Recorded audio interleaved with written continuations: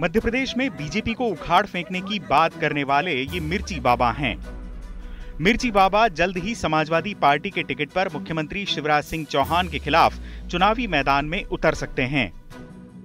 दरअसल हाल ही में अखिलेश यादव ने मिर्ची बाबा से एक मुलाकात की थी। इसके बाद सोशल मीडिया पर लिखा, मध्य प्रदेश के मिर्ची बाबा से एक शिष्टाचार भेंट और उनके मध्य प्रदेश विधानसभा में एक विशेष सीट से चुनाव लड़ने के लिए शुभकामनाएं। अब इस बात के पूरे आसार हैं कि मिर्ची बाबा बुधनी से शिवराज सिंह चौहान के खिलाफ ताल ठोकें। अब बड़ी बुरी हालत हो गई है ये बिके हुए दलालों की। ये ना इधर के रहे हैं ना उधर के रहे हैं। इनको तो शिवराज सिंह चौहान ने लोलो पुच्चो चिपका दिया, फिर रहे लोलो पुच्चो करते हुए। वैसे मिर्ची बाबा दिग्विजय सिंह और कमलनाथ के करीबी माने जाते हैं। पिछले विधानसभा चुनाव में उन्होंने कांग्रेस के लिए प्रचार किया था।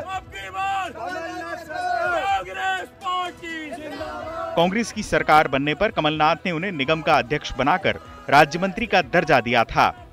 आइए आपको बताते हैं कि मिर्ची बाबा कौन हैं। मिर्ची बाबा का असली नाम राकेश दुबे है।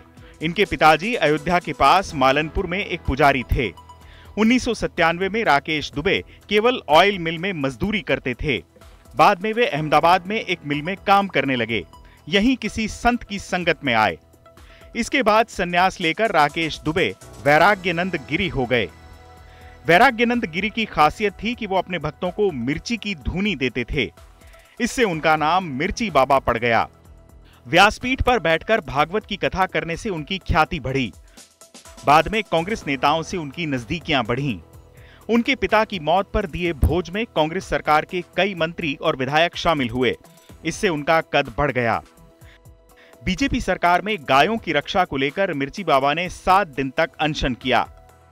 कमलनाथ ने उन्हें गोमूत्र और गंगाजल पिलाकर अनशन समाप्त करवाया। कमलनाथ की सरकार गिरने के बाद मिर्ची बाबा का बुरा दौर शुरू हो गया। 2022 में 29 साल की महिला ने उन पर नशीली भभूति खिलाकर दुष्कर्म करने का आरोप लगाया। मिर्ची बाबा को 13 महीने तक जेल में रहना पड़ा। हालांकि इस दौरान चली सुनवाई के बाद कोर्ट ने उन्हें इस मामले में बरी कर दिया। इस दौरान कांग्रेस से उनके रिश्ते खराब हो गए। बाबा का मानना था कि कांग्रेस ने इस मामले में उनका साथ नहीं दिया। बहरहाल अब मिर्ची बाबा का दावा है कि एमपी में शिवराज ऐसे जाने वाले हैं जैसे गधे के सिर से सींग। ये शिवराज सिंह जो वर्तमान में है, ये घोषणा वीर मशीन है। केवल घोषणा कर सकती है, बाकी कुछ नहीं कर सकती है। और ध्यान रखना, शिवराज सिंह चौहान, आप ऐसे जाने वाले हो जैसे गधा से सींग चले गए हैं।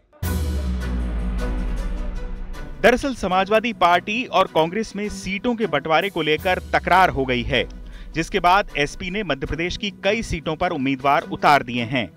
मिर्ची बाबा कांग्रेस के खास रहे हैं। अब अखिलेश ने बाबा को साथ लेकर कांग्रेस के जनाधार में सेंधमारी की है।